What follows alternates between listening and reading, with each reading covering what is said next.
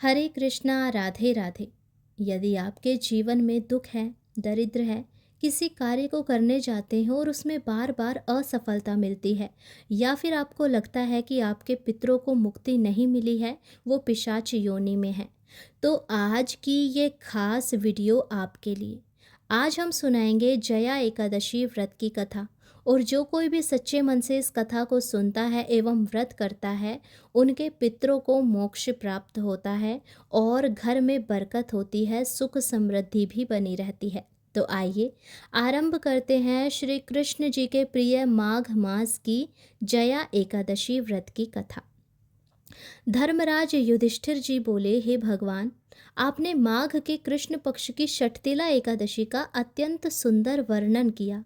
आप स्वदेज, अंडज, उभधिज और जरायुज चारों प्रकार के जीवों के उत्पन्न, पालन तथा नाश करने वाले हैं। अब आप कृपा करके माघ शुक्ल एकादशी का वर्णन कीजिए। इसका क्या नाम है, इसके व्रत की क्या विधि है और इसमें कौन से देवता की पूजा की जाती है। श्री कृष्ण कहने लगे कि हे राजन, इस एकादशी का नाम जया एकादशी है। इसका व्रत करने से मनुष्य ब्रह्म हत्या इत्यादि पापों से छूटकर मोक्ष को प्राप्त होता है।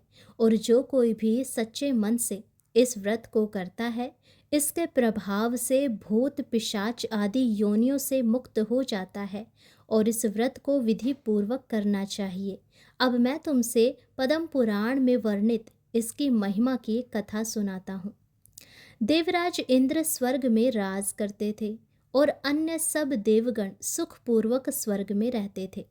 एक समय इंद्र अपनी इच्छा के अनुसार नंदन वन में अप्सराओं के साथ विहार कर रहे थे और गंधर्व गान गा रहे थे।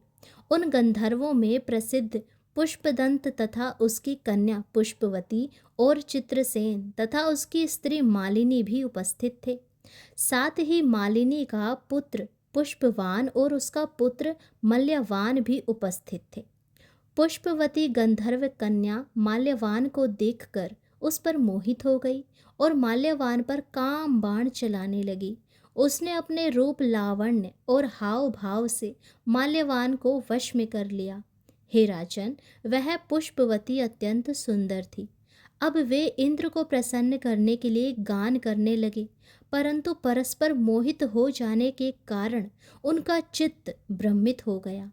इनके ठीक प्रकार ना गाने तथा स्वर ताल ठीक नहीं होने से इंद्र इनके प्रेम को समझ गए और उन्होंने इसमें अपना अपमान समझकर उनको श्राप दे दिया। इंद्र ने कहा, हे मूर्खों, तुमने मेरी आज्ञा का उल्लंघन किया है, इसीलिए तुम्हारा धिक्कार है।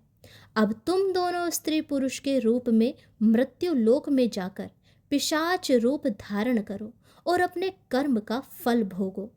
इंद्र का ऐसा शाप सुनकर वे अत्यंत दुखी हुए और हिमालय पर्वत पर दुख पूर्वक अपना जीवन व्यतीत करने लगे। उन्हें गंध, रस तथा स्पर्श आदि का कुछ भी ज्ञान नहीं था। वहाँ उनको महान दुख मिल रहे थे। उन्हें एक क्षण के लिए भी निद्रा नहीं आती थी। उस जगह अत्यंत शीत था, इससे उनके रोंगटे खड़े रहते और मारे शीत के दांत बचते रहते। एक दिन पिशाच ने अपनी स्त्री से कहा कि पिछले जन्म में हमने ऐसे कौन से पाप किए थे जिससे हमको यह दुखदाई पिशाच योनि प्राप्त हुई। इस पिशाच योनि से तो नरक के दुख सहना ही उत्तम है, अतः हमें अब किसी प्रकार का पाप नहीं करना चाहिए। इस प्रकार विचार करते हुए वे अपने दिन व्यतीत कर रहे थे। अब दिव्य योग से तभी माघ मास में शुक्ल पक्ष की जया नामक एकादशी आई।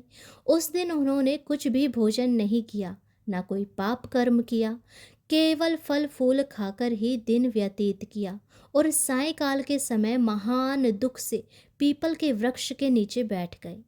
उस समय सूर्य भगवान अस्त हो रहे थे।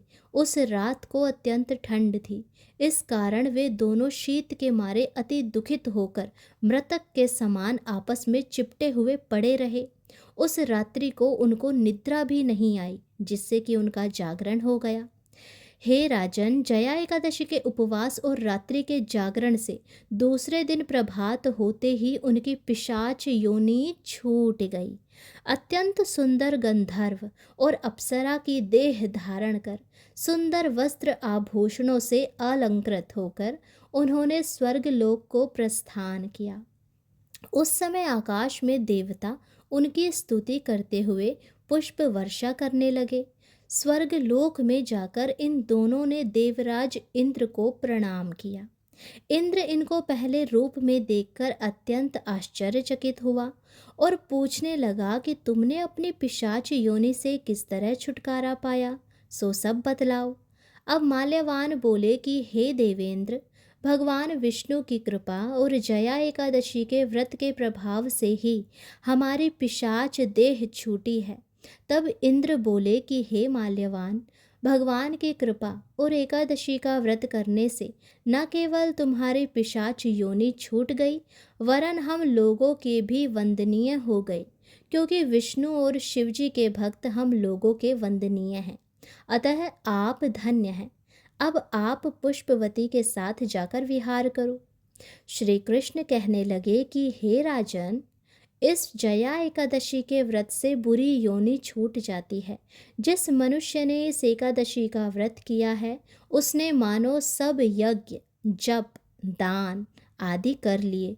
जो मनुष्य जया एकादशी का व्रत करते हैं, वे अवश्य ही 1000 वर्ष तक स्वर्ग में वास करते हैं। तो ये थी जया एकादशी की अत्यंत पावन और दुर्लभ कथा। जो भी सच्चे मन से इस कथा को सुनता है और अपने भाई बंधुओं को सुनाता है, भगवान की असीम कृपा का पात्र बनता है। उसके सारे पाप छूट जाते हैं और वो पाप मुक्त होकर भगवान की शरण में आता है। राधे राधे। हरे कृष्णा।